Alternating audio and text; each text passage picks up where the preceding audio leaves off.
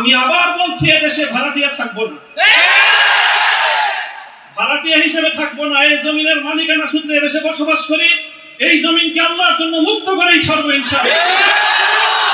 আল্লাহর দিনের বিজয় সেটাই হবে আমাদের পরম পুরস্কার।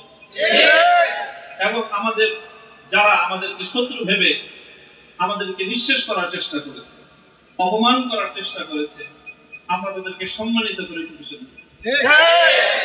আমরা তাদেরকে আদর্শের সোনালী পথে বরণ করে নেওয়ার মধ্য দিয়েই আমরা ইনশাআল্লাহ আমাদের আদর্শের বিজয়ের প্রতিশোধ গ্রহণ করব।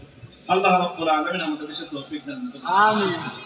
সেটা হলো, যখন এদেশে মূর্তির বিষয় নিয়ে বিতর্ক তৈরি হলো, ভাস্কর্য নামে জাতীয় পর্যায়ে মূর্তি তৈরি হবে কি হবে না এই বিষয়ে যখন বিতর্ক, তখন আপনারা সেই বিতর্কের মঞ্চে ডিজিটাল ছবি তোলাটা কতটা বড় অপরাধ, কতটা বড় অন্যায়, কত বড় গুনাহ, সেই মাসলা নিয়ে আসলেন। দুঃখটা এই জায়গায়, আপনারা সেই মাসলা উত্থাপন করে তখন এই মূর্তি এবং ভাস্কর্যকে প্রকারান্তরে বৈধতা দেওয়ার চেষ্টা করেছেন। আপনারা বোঝানোর চেষ্টা করেছেন যে আজকের একটা ছাত্র ফেসবুকে তার ছবি আপলোড করা যতটুকু বড় অপরাধ, বাংলাদেশের স্বাধীনতার স্থপতি বঙ্গবন্ধু শেখ মুজিবুর রহমান সাহেবের 60 ফুট লম্বা ভাস্কর্য নামক মূর্তি স্থাপন করা সমান অপরাধ। এটা বোঝানোর চেষ্টা করেছেন আপনারা। ব্যাপারটা কি এক? এটাই হলো দুঃখ যে এই কাজটা সামনে করেন না আপনারা। আপনারা যদি ভাস্কর্যের বিরোধিতা করতে ভয় পান, তাহলে আমি আপনাকে দোষারোপ করব না। তবে ভাস্কর্য নামক এই সকল শিরকি সংস্কৃতির বিরুদ্ধে যারা কথা বলবে, তাদের প্রতিপক্ষ হয়ে মাঠে গিয়ে এই ধরনের বিতর্কিত মাসলা উত্থাপন করে জালিমের এবং যারা মূর্তি পূজারীদের দোষর, তাদের অবস্থানকে সংহত করবেন। আমি জানি না, যদি বুঝে করে থাকেন গফরাল্লাহু লাকুম, আল্লাহ আপনাদেরকে মাফ করুন। আপনারা যদি বুঝে শুনে করে থাকেন, আখাফু আলাইকুমুশ শিরক, আখাফু আলাইকুমুশ শিরক, না বুঝে করে থাকেন, সেটাই আমার ধারণা যে আপনারা অনেক বড় বড় আলেম, রাজনৈতিক প্রজ্ঞা আপনাদের কিছুটা ঘাটতি থেকে থাকতে পারে এই ক্ষেত্রে অন্তত। কাজেই এই জায়গাটায় বিলম্ব হলে আপনারা কথা বলেন, বিলম্ব হলে কথা বলবেন, ইতিহাস আপনাদেরকে ক্ষমা করবে না। দেখেন না যে আমরা হেফাজতে ইসলামের কিছু নওজওয়ান আলেম এবার যেটা করছে, সরকার একটা ভালো বুদ্ধির কাজ করছে। আগের বার থেকে, আগের অতীত থেকে তারা শিক্ষা দিয়েছে। শাইখুল হাদিসের মতো, মুফতি আমিনী সাহেবদের মতো বৃদ্ধ মানুষদেরকে মানে তারা আটকায় জাতির কাছে তারা একটা বিশেষ মানে বড় ধরনের একটা মানে আসামির কাঠ গড়ে দাঁড়া গেছে। এবার তারা আমাদের মুরব্বীদেরকে কারো গায়ে স্পর্শ করে না। শুরুই করছে নামুল হক থেকে, যে এদের হাত পা গুলি সব ভাঙিয়ে দাও, তাইলে এই বুড়া মাথা যেগুলো আছে সেগুলো আর কি করছে, এই পলিসি নিছেন।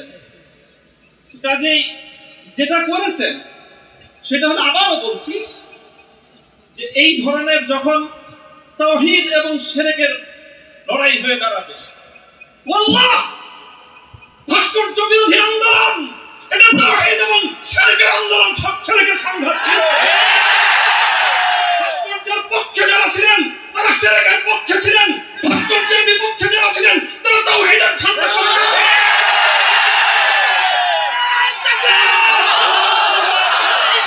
আল্লাহ রাসূল সাল্লাল্লাহু আলাইহি ওয়াসাল্লাম মক্কা বিজয়ের দিন বাইতুল্লাহ থেকে যে মূর্তিগুলো বের করেছিলেন, যে ভাস্কর্যগুলো বের করেছিলেন, তার মধ্যে তো একটা ছিল ইব্রাহিম আলাইহিস সালামের মূর্তি।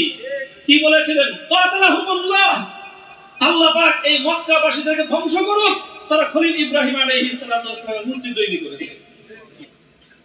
আমাদের কথা আপনাদের পছন্দ হলো না, আমি বললাম যে ভাস্কর্য বানায়েন না। এটা বানালে বঙ্গবন্ধু যদি মুসলিম হয়ে মারা গিয়ে থাকেন, কবরে তার শাস্তি হবে। আপনারা মনে করেন আমরা বঙ্গবন্ধুর বিরুদ্ধে বললাম, আসলে বলি নাই বিরুদ্ধে। তিনি যদি, আবারও বলছি, যদি আল্লাহ তাকে ঈমানের সাথে খাতমা দিয়ে থাকেন, আমি জানি না কি অবস্থায় মৃত্যু হয়েছে, সেটা কেউ বলতে পারবে না, তাহলে তার ভাস্কর্য, তার মূর্তি তৈরি করাটা এটা তার সঙ্গে চরম বিশ্বাসঘাতকতা।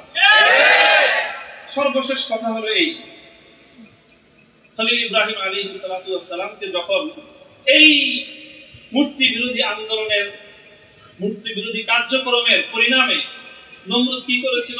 অগ্নিকুণ্ডে নিক্ষেপ করেছিল। এটা সবাই জানে আমরা।